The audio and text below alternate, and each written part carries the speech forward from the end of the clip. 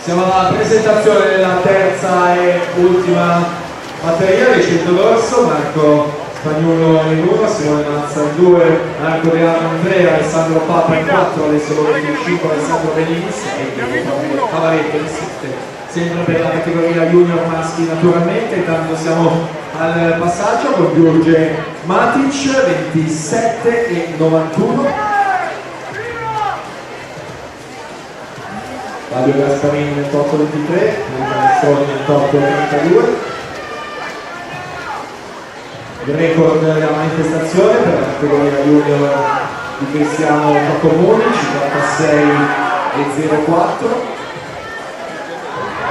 Siamo alle ultime bracciate con Matic ancora davanti, corsia centrale 57-96, ma la seconda posizione provvisoria con Peron che continua a guidare la classifica alla partenza, la terza e ultima batteria.